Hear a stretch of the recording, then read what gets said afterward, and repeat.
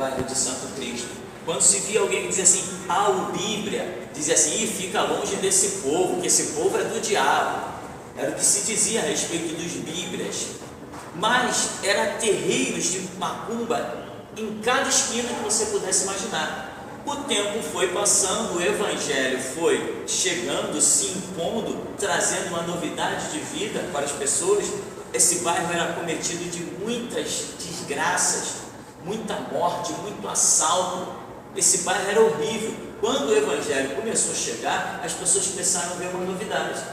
E eu, aos 20 e poucos anos de idade, me converti, comecei a frequentar a igreja, e assim foi, uma conversão simples, né? Alguém que vinha de uma vida sem expectativas, sem esperanças, uma vida normal, porque eu acredito que todos nós temos um vazio que clama por Deus. E aí, acabei conhecendo uma igreja e comecei a ler a Bíblia e fiquei fascinado pela Bíblia, né? A Bíblia me deixou realmente fascinado, até hoje eu sou perdidamente apaixonado pela Bíblia, e se não fosse pelo Evangelho de Jesus Cristo, sinceramente, eu preferia morrer aqui agora, porque eu não vejo nenhuma razão de viver se não for pelo Evangelho de Jesus Cristo. Com todos esses pontos de vista, eu acabo não sendo muito bem quisto por aí. Inclusive fui preso, né? Fui preso porque o delegado até falou assim, o delegado, no dia que eu fui preso, ele virou para mim e falou assim, por que você não prega como todo mundo? Pega aí do som então. Ele ainda falou assim, pode ser. por que você não prega como todo mundo prega? Ele queria que eu falasse a mesma linguagem de todo mundo, né? Mas não tem como, cada um tem o seu ponto de vista.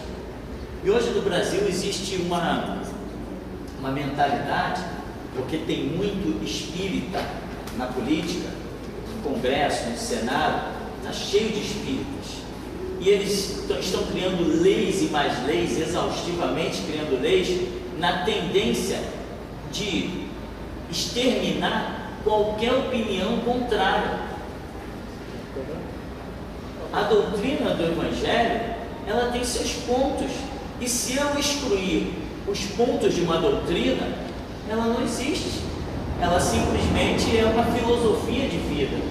E eu não acredito que Jesus Cristo veio a este mundo para nos dar apenas uma filosofia de vida. Jesus Cristo veio a esse mundo para fazer separação. Em Mateus 23 ele diz, escribas, fariseus, vocês são hipócritas. Jesus Cristo condenou a classe mais elitizada de uma sociedade, que eram os escribas e os fariseus. Jesus Cristo criticou os sacerdotes, o sumo sacerdote. Jesus Cristo criticou Herodes, chamou Herodes de raposa. Então, se eu sou discípulo de Jesus Cristo, certamente, como ele disse, um servo cabe ser igual ao seu Senhor, eu vou ser igual a ele, vou falar coisas que vão desagradar, e assim como crucificaram ele, vão também tentar me crucificar, mas enquanto eu viver, eu vou falar. Falando de espíritos no Congresso, você está falando de pessoas de regiões afro-brasileiras? Exato. Elas têm influência no Congresso? Muita influência. Inclusive tem um deputado bem conhecido aqui do Rio de Janeiro, o deputado Átila Nunes. O Átila Nunes é conhecidíssimo, ele é líder de vários terreiros de Umbanda, Candomblé, e ele se sentiu muito ofendido porque eu na internet escrevi um textozinho contando que eu havia pertencido ao espiritismo. Desde criança, minha mãe já era espírita, meus avós já eram espíritas, donos de terreiros de macumba, né, chamado macumba também.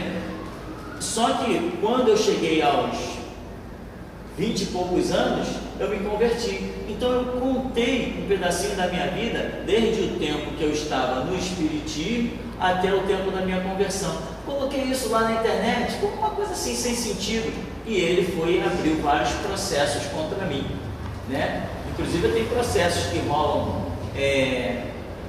movidos pelo Átila Nunes, tem processo movido pelo delegado Henrique Paulo Mesquita Pessoa, que também em 2009, quando eu fui preso, ele disse lá na delegacia para mim: eu sou delegado, eu sou espírita e eu armei para você. Ele disse isso com todas as letras, só que ele achou que estava se metendo apenas com uma pessoa.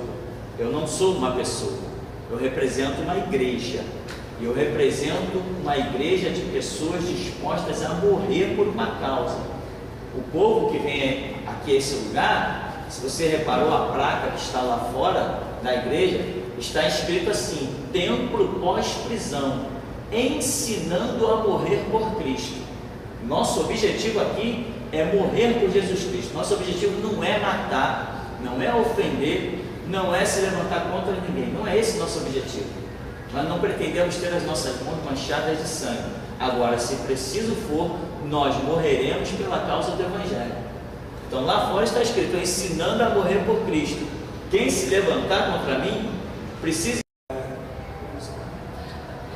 Desculpa, eu acho que gravando quando o pastor estava falando do seu ponto de vista sobre Jesus Cristo vai salvar alguns e vai julgar alguns. Sim. Para reverter isso um pouquinho. Sim, sim.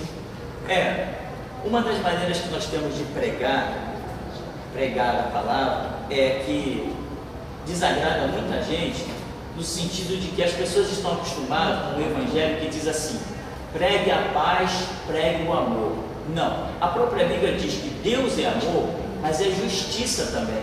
A Bíblia diz que a misericórdia triunfa do juízo, mas que haverá um juízo no qual não haverá misericórdia. Então, esse entendimento que nós temos na Bíblia leva a uma pregação mais ousada, muito mais ousada. Não é apenas: meu irmão, vem para a igreja que Deus vai te abençoar. Não, isso para nós não é verdade.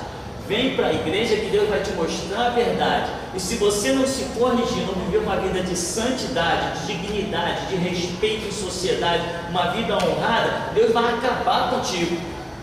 Deus vai te destruir. Deus vai te matar. Deus vai te aniquilar. Então, nós não temos só essa pregação de que Deus é amor, porque a pregação de que Deus é só amor, para nós, ela é falsa, ela é mentirosa, é uma pregação usada que tem por aí: Deus é amor, Deus vai te prosperar. Isso é uma mentira, é uma maneira de tentar levar as pessoas para dentro da igreja, para que elas fiquem somente dando dinheiro. Aqui não interessa esse negócio de a pessoa vir para dar dinheiro. Não, a pessoa aqui tem que vir para dar a vida por Cristo, a vida pelo Evangelho. E tem pessoas realmente aí dando muito dinheiro para a igreja, mas para Deus elas não estão dando nada. Estão querendo comprar Deus. Eu vou dar a Deus para Deus me dar também. Sabe? Eu vou entregar um dízimo para Deus me abençoar, para Deus me prosperar. Não, nós não temos isso. Então, o Evangelho verdadeiro que nós cremos, o que a Bíblia ensina, é que Deus é amor, mas é justiça também. Então, Deus não só salva, não, aquele que criou o paraíso também criou o inferno. E se ele criou o paraíso, ele tem um objetivo, mas se criou também o inferno, ele tem um objetivo também no inferno. Então, essa é uma pregação que ofende muita gente. E outra coisa que, se me permite, uma coisa que é inaceitável para mim e para o Evangelho, é a aliança que as igrejas fizeram com a política. Isto é inaceitável. Igreja que faz aliança, igreja evangélica que faz aliança com política, eu chamo de palco de Satanás. Não admito em hipótese alguma igreja evangélica se envolver com política. Isso para mim é inadmissível, é inaceitável. E eu prego sobre isso e eu desagrado muita gente, porque hoje no Rio de Janeiro, e talvez até no mundo, você percorra todas as igrejas e só vai encontrar a minha, sem nenhuma aliança com política. Eu não preciso de político, eu não preciso do Estado, a minha igreja é autônoma, nós fazemos o que bem queremos, o que bem entendemos, segundo a Bíblia, segundo a revelação de Jesus Cristo, a voz de Deus que nós temos aprendido a usar, a ouvir, né? E uma das pragas que a minha igreja tem é essa que está bem aqui, ó: Bíblia sim, Constituição não. Eu não sei nem o que diz numa Constituição, mas eu sei muito bem o que diz a Bíblia. Essa matéria que a gente está fazendo sobre essas religiões afro-brasileiras, eu acho muito importante ter um ponto de vista do Senhor. O que você acha dessas religiões? É super interessante porque você foi criado nessa família e depois o que você acha hoje em dia do candomblé? Bom, o que eu acho, bem, para quem foi criado lá dentro, o que eu vi dentro do candomblé? Eu vi meninas, moças, deitarem para o santo, são os rituais que tem, chamado deitar para o santo, deitavam virgens e levantavam grávidas. Isso para mim não é religião, tá? Eu vi pessoas entrarem no candomblé, na umbanda, na quimbanda, na viga. Eu vejo pessoas até hoje, entravam lá para pedir a morte do seu vizinho. Isso para mim não é religião. Isso para mim é satanismo. Eu chamo isso de satanismo. Então, pessoas chegavam lá e diziam, por um espírito chamado Tranca-Rua, Pombagira, Maria Mulano, Preto Velho e São Pedro e tantos outros nomes que tinham lá de espíritos que eu chamo de demônios, que a Bíblia diz que eles são anjos caídos desde a rebelião de Lúcifer. E as pessoas chegavam diante desses espíritos e diziam: o que o Senhor quer para matar o meu vizinho? O que o Senhor quer para matar o meu chefe e eu assumir o lugar dele? Isso para mim não é religião. Então, as religiões no Brasil, elas são satânicas. Essa é uma posição que já me levou a ser preso por 18 dias e eu não estou preocupado se eu vou ser preso mais 180 dias. Para mim não tem a mínima diferença, eu não estou nem aí para isso. A questão é que ninguém cala a minha voz. E no Congresso Nacional estão tentando fazer isso, criar leis para que os evangélicos que pregam, como eu, que são raríssimos, sejam calados. Mas eu não respeito lei feita por Congresso Nacional, eu só respeito lei feita pela Bíblia. A Bíblia é que me libertou da podridão de vida que eu tinha. Não foi Constituição, nem lei escrita por nenhum palhaço no Congresso Nacional. Eu não sigo leis feitas em Brasília, eu sigo lei que é ditada na Bíblia. Então, o que eu penso das religiões afro? São satânicas. Não agrido nenhum espírita. O meu vizinho aqui é pai de santo. Ele toca a vida dele. Saiu bom dia, bom dia. Se ele precisa de ajuda, eu ajudo. Se ele me vê ali na rua, às vezes ele vem. Se me vê ali na rua, às vezes ele vem e... tá precisando de alguma coisa aí? Não, tá tudo bem, tudo jóia. Nós convivemos normalmente. Agora, o que eu penso da doutrina afro-brasileira é que ela realmente serve a Satanás, com todas as letras, sem tirar nem pôr. Esse é o que eu penso da religião afro-brasileira. Conte um pouco do que o senhor foi preso. O que aconteceu? A minha prisão em junho, 19 de junho de 2009, foi uma surpresa.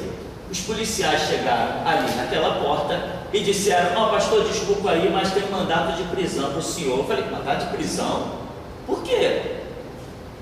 Pensei em problemas de trânsito, pensei em pastor, não sei não, uma história lá da sexta DP, e eu não sei bem o que é não, pastor, é um negócio, um rolo de religião, é uma verdadeira armação, pastor, mas eu não posso me meter, eu estou aqui apenas cumprindo ordem. Falei: tá bom, vocês estão com o mandato? Não, está chegando aí, então vamos esperar. Chegou o mandato, nós fomos lá. Quando eu cheguei lá, todos os repórteres da Rede Globo de televisão já estavam lá me esperando. Foi um verdadeiro espetáculo. Quando cheguei lá, o delegado Henrique Paulo Mesquita Pessoa, que agora já não está na função de delegado, porque numa audiência do 5º juizado, aqui em Copacabana, ele deu um tiro em um dos fiéis da igreja. Deu um tiro e foi acusado por tentativa de homicídio. Então ele está afastado do cargo de delegado. Esse delegado Henrique Paulo Mesquita Pessoa chegou para mim, botou as mãos em cima da mesa e disse: eu sou delegado, eu sou espírita e eu armei para você. Foi o que ele disse, assim, na minha cara. Só que eu prometi para ele que ele nunca mais diria isso para ninguém. E eu cumpri a minha promessa. Porque eu não sou apenas um homem, eu me considero um exército. A fé que eu tenho em Deus não faz de mim apenas um homem.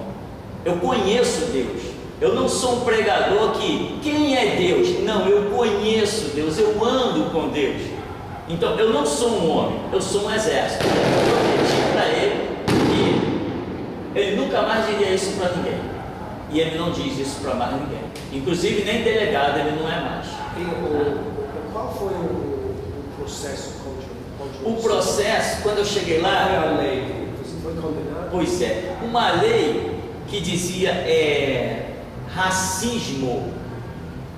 É uma lei de racismo. Aí eu falei assim, mas racismo? Eu pensei logo em negros. Eu falei, mas minha igreja é cheia de negros. Que racismo é esse? Depois de 2 anos preso, alguém chegou e falou assim para mim, não, pastor, olha aqui, ó, é a lei, deu um número da lei e falou, é uma lei que diz que não pode falar nem contra a raça, nem contra a religião. Eu falei, que lei é essa que eu nem sei que nunca essa lei existiu? Eu estou sendo preso por uma lei que eu nem sei que existe, é isso? Pastor, desculpa aí, mas é isso. Foi o que um homem me disse lá dentro, depois de 2 horas que eu já estava preso. Então, é uma tal de lei de intolerância religiosa. Intolerância religiosa. E a respeito disso, eu quero deixar bem claro: se falar da minha fé é ser intolerante religioso, se criticar o que é errado, seja no Congresso Nacional, seja em religiões católicas, afros ou qualquer outro tipo de religião, falar das opressões que as pessoas sofrem lá, se isso é intolerância religiosa, podem me classificar como o homem mais intolerante que o mundo já conheceu, porque nada vai me parar. Elas falaram que você fez uma coisa, qual foi a... Disseram que um vídeo meu na internet falava das religiões afro-brasileiras, mas na verdade eu não tenho um vídeo, eu tenho centenas de vídeos na internet que falam sobre isso, e cada dia que passa eu ponho mais. Inclusive o delegado criou um processo lá para tirar os meus vídeos da internet, e ele tirou 10, eu coloquei 100. Quando ele consegue tirar 10, eu coloco 1000. O que aconteceu em 2000? Acho que foi 2009, teve um acontecimento no Centro Espírita de Catete, que algumas coisas foram quebradas.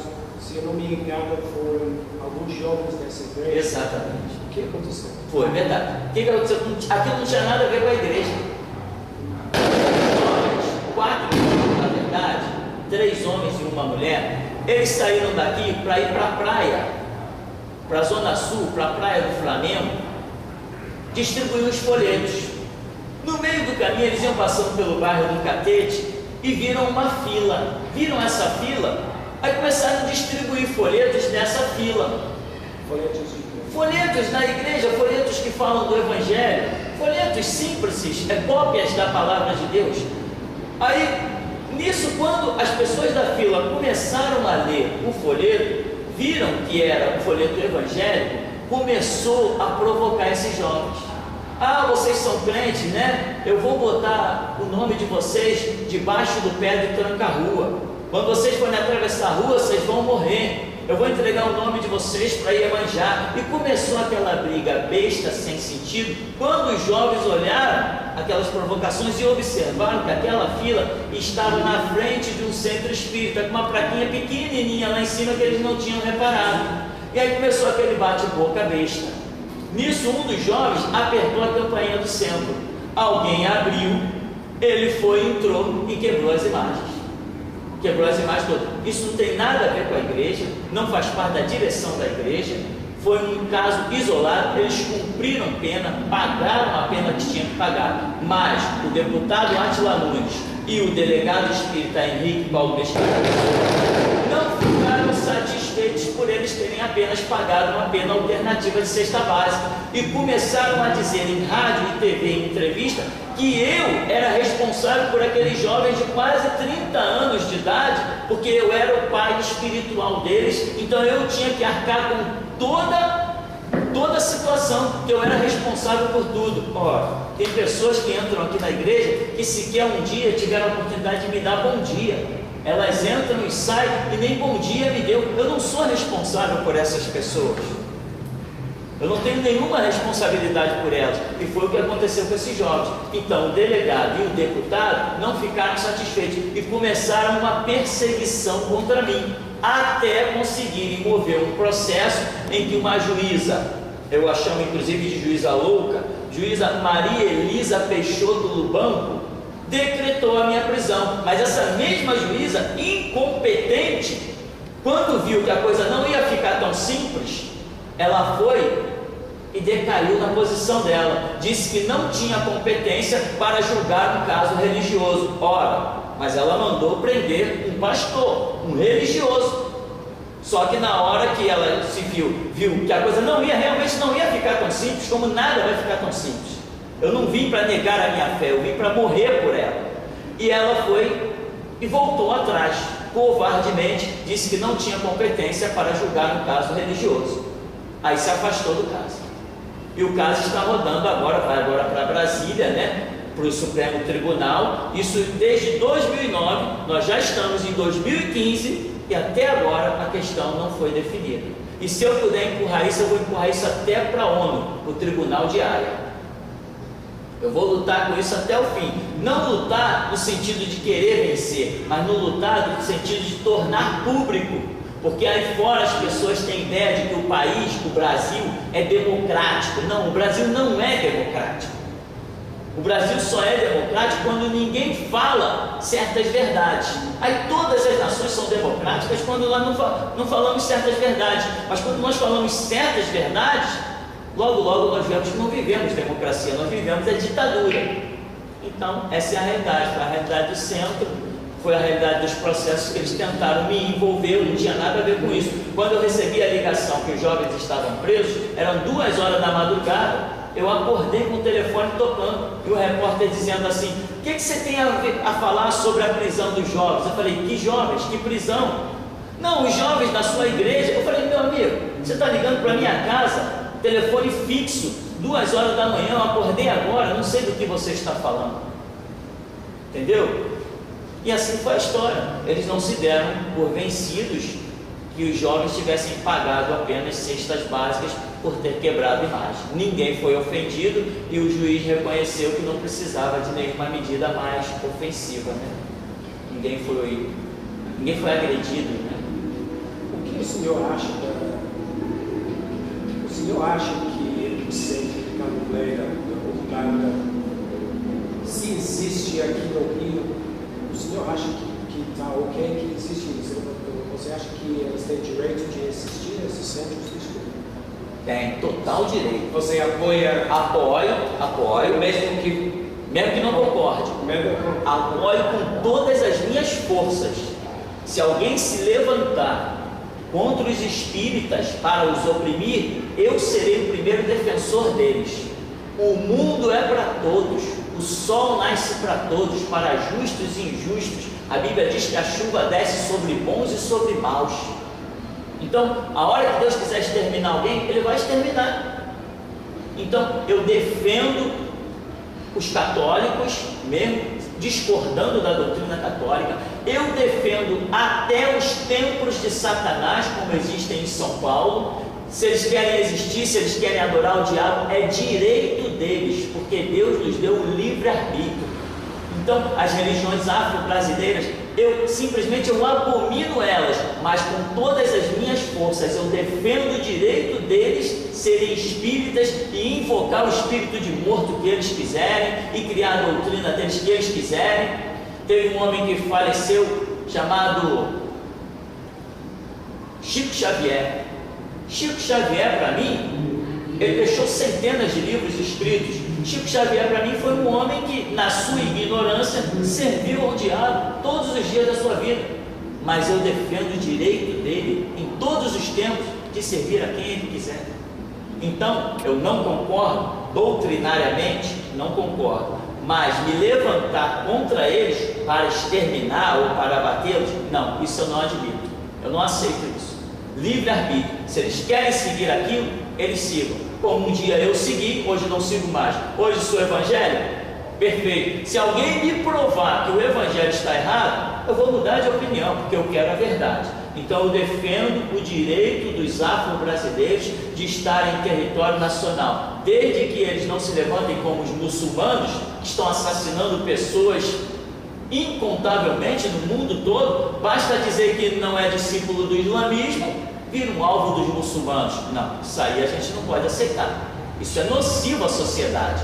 Agora, se os espíritas querem invocar ao diabo, como eu imagino, ao diabo, eles têm direito de invocar o diabo.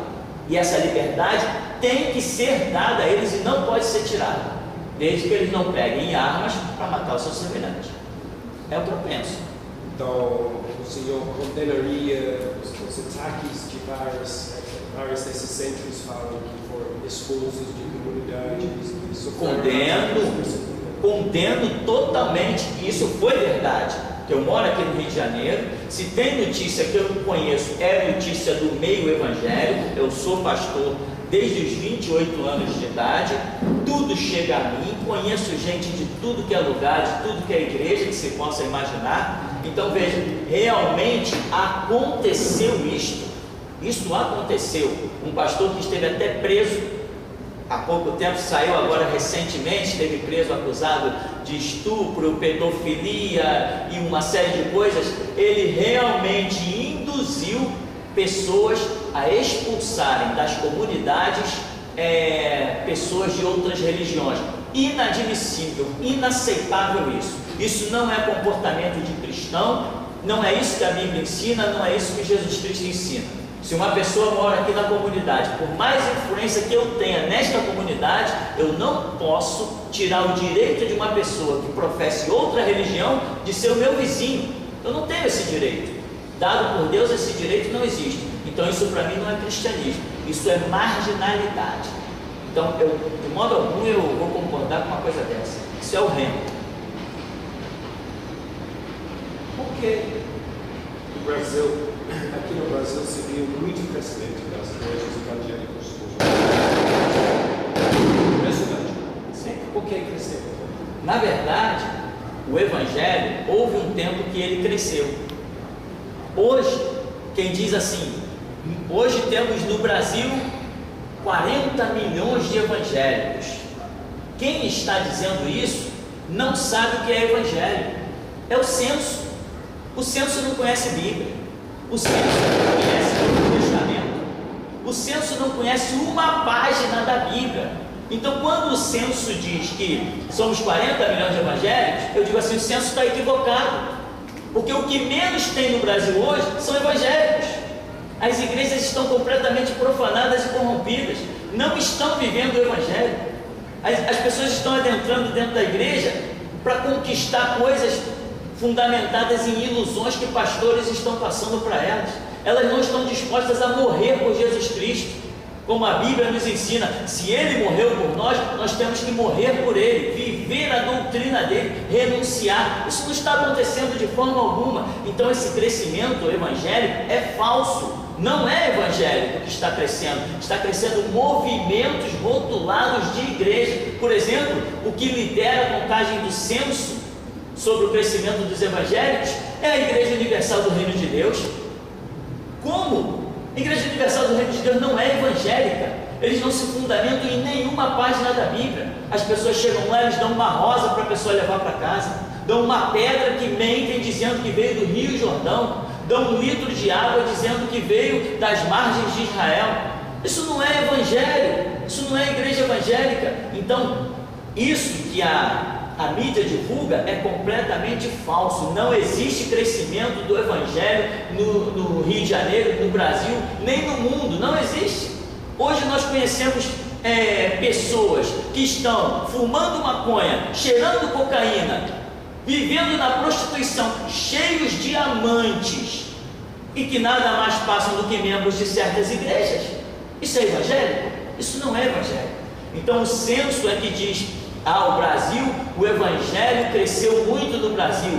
O censo não sabe o que é evangelho e não tem como classificar uma pessoa evangélica. Para classificar uma pessoa de evangélica, o censo deveria conhecer a Bíblia. E se o censo conhecesse a Bíblia, ele jamais chamaria uma igreja universal de igreja evangélica. Ele jamais chamaria uma igreja mundial do poder de Deus de igreja evangélica. Ele jamais chamaria uma igreja internacional da graça de Deus. Essas são as 3 denominações que mais dominaram o Brasil e o mundo. Ele jamais chamaria essas denominações de evangélicas. Então o que eu penso é o seguinte: não tem crescimento de evangelho nenhum do Rio de Janeiro. Isso é ilusão do senso. Eles não sabem o que diz. E esse caso de você, o delegado, você falou, o delegado do Rio, qual é a situação hoje em dia? Eu vi esse caso que ele atirou quando foi lá fora do fórum, né? Dentro do fórum. Foi. Dentro do 5º juizado, teve uma causa. O que acontece? O delegado moveu uma ação contra mim. Eu peguei aquele documento e divulguei na internet, porque tudo que eles fazem eu torno público, tudo, e isso revolta eles. Tudo que eles fazem, burocraticamente, juridicamente, eu transformo aquilo em público, eu coloco para o mundo inteiro ver, lanço para a África, para tudo que é canto. Só que quando eu divulguei esse papel do processo, o que aconteceu? O endereço do delegado estava nesse papel, e o endereço dele também saiu. Como ele é delegado, quer ter o endereço dele mais preservado, ele não gostou. Um irmão da igreja, que tem Facebook, compartilhou aquele documento. No que compartilhou, ele, porque conhecia esse irmão da igreja, porque esse irmão tem um negócio aberto num bairro bem conhecido aqui da zona, acho que é a zona oeste, ele, porque conhecia esse irmão, se levantou contra esse irmão e moveu um processo, e a audiência foi parar no 5º juizado. Lá, quando nós soubemos desse processo, nós fomos lá, eram uns 10 irmãos, nós fomos lá apenas para dar um apoio. Fomos lá para depois da audiência e comer um pastel perto da praia, só para isso. Só que o delegado foi e ele queria encerrar a questão. Como o advogado do rapaz não encerrou a questão, o delegado ficou revoltado. Ele saiu da sala de audiência, largou todo mundo para trás. Não tem mais nada a fazer aqui então. Largou todo mundo para trás e saiu da audiência dizendo assim: eu sou Lúcifer. Quando ele saiu, ele começou a empurrar outros, e tudo estão nas fitas do circuito interno do 5º juizado. Se eu estiver mentindo, é muito simples, é só mostrar as fitas que vai dizer que eu sou um mentiroso. Agora, nós estamos lutando, inclusive, para que essas fitas sejam liberadas, porque o Carlos Éboli, que é o instituto que retém essas fitas da parte criminal, eles estão se recusando a tornar pública, enquanto que qualquer pé de chinelo que assalta tem logo o seu rosto exposto na mídia. O delegado foi, empurrou um irmão, empurrou outro, chegou. Eu ignorei completamente. Quando eu virei as costas, sem sentido, eu recebi uma cabeçada dele, onde meu nariz ficou sangrando. Quando meu nariz ficou sangrando, o pessoal da igreja começou a gritar assim: delegado covarde, delegado covarde, delegado covarde, assassino, covarde, e ficou aquele coro. Nisso se levantou os 3 seguranças do delegado, que estavam lá armados dentro do 5º juizado, se levantou mais 2 PMs e formaram um cordão. O delegado foi por baixo do braço do PM e deu um tiro no meio da multidão e acertou um rapaz com a pistola .40.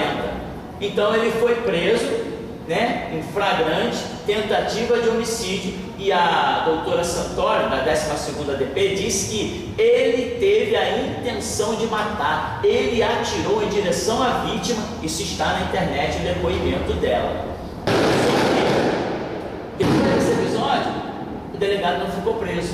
Apareceram vários delegados para dar apoio a ele, vários juízes para dar apoio a ele, e ele está livre até hoje, respondendo em total liberdade. Não pagou sequer nenhuma fiança para ficar em liberdade, apenas com contatos de vários amigos, ele está em liberdade.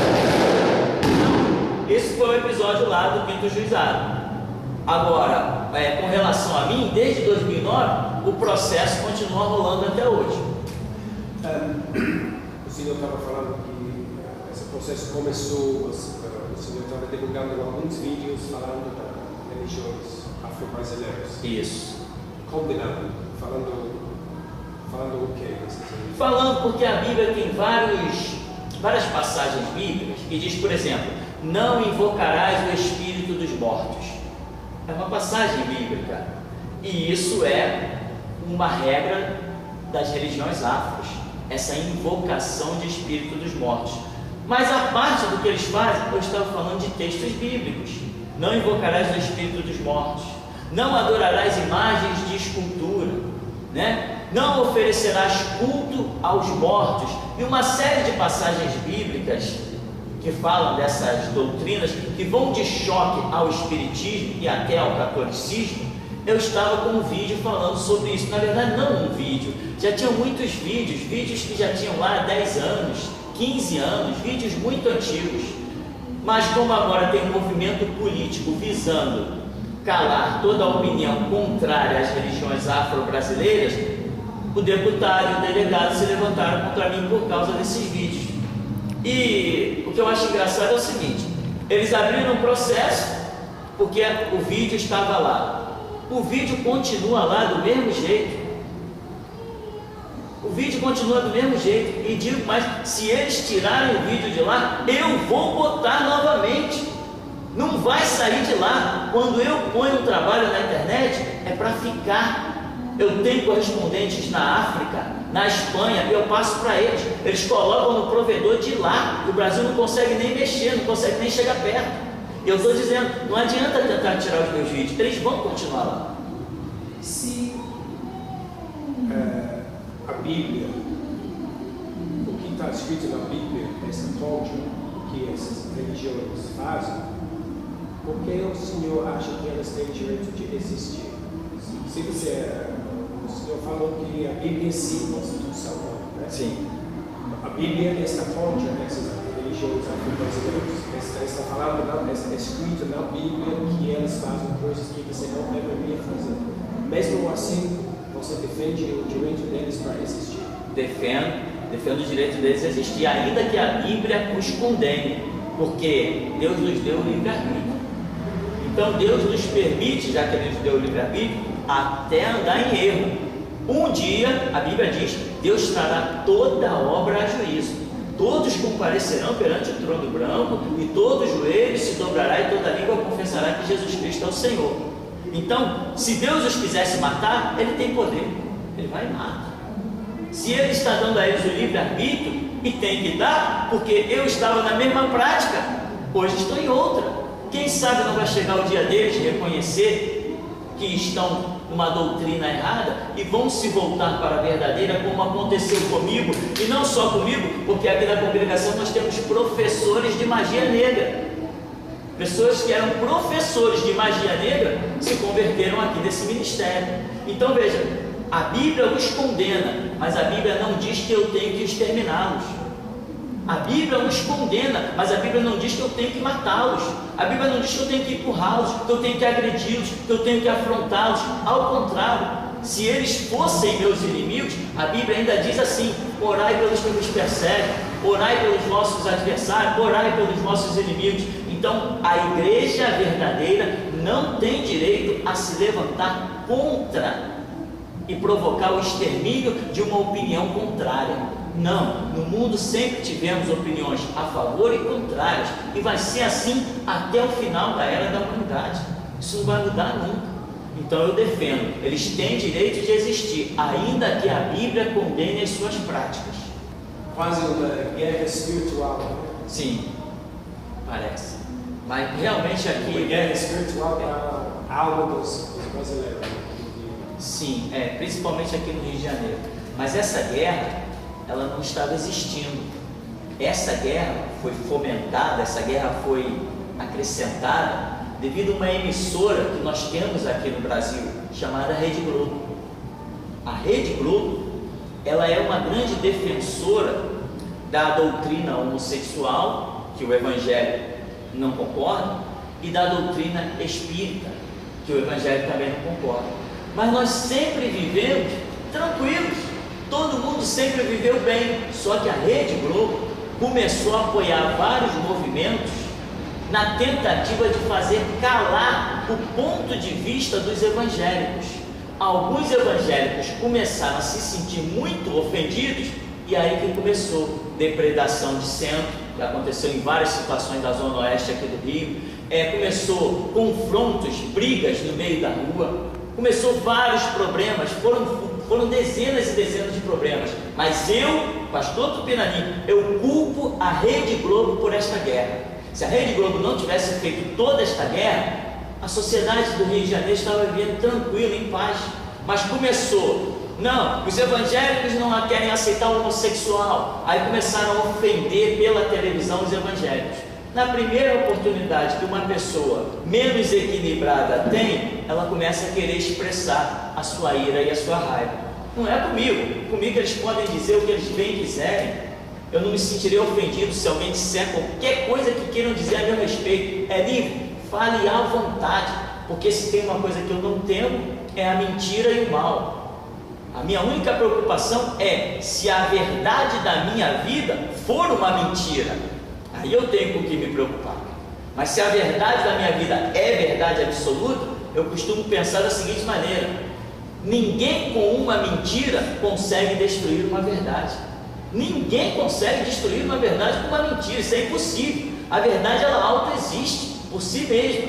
Então, a Rede Globo começou em tudo que foi programa, inclusive a Rede Globo fez uma minissérie, pegou lá na representação uma atriz fazendo o papel de prostituta, sentou essa prostituta em cima da Bíblia para provocar os evangélicos. A Rede Globo fez outra minissérie e colocou um grupo de evangélicos e taxou eles de o ralé da sociedade, pisou, humilhou. Alguns evangélicos, não eu, alguns evangélicos se sentem ofendidos com isso, e aí ficam às vezes na primeira oportunidade, querem dar paulada, querem dar pedrada, querem agredir, porque ainda não tem um certo equilíbrio na sua alma e no seu entendimento, né? Eu não. Quem quiser me ofender pode me ofender à vontade.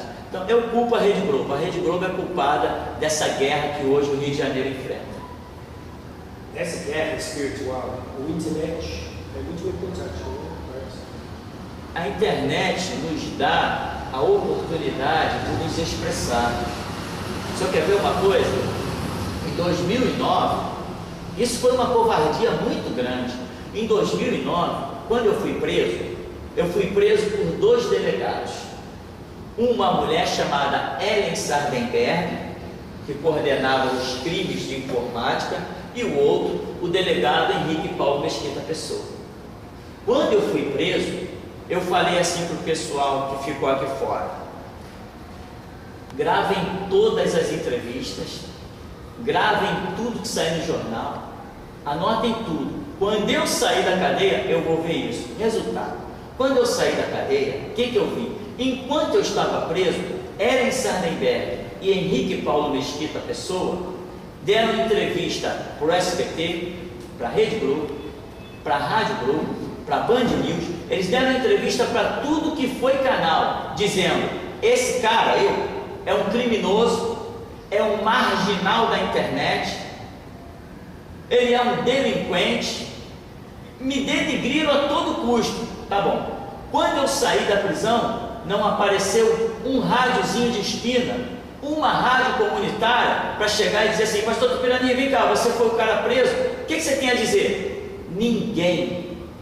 Desde 2009 até hoje, 2015, nenhuma rádio me procurou aqui do Brasil. Eu dei entrevista para a BBC de Londres, eu dei entrevista para uma TV holandesa, eu dei entrevista por telefone lá para os Estados Unidos, e hoje com vocês.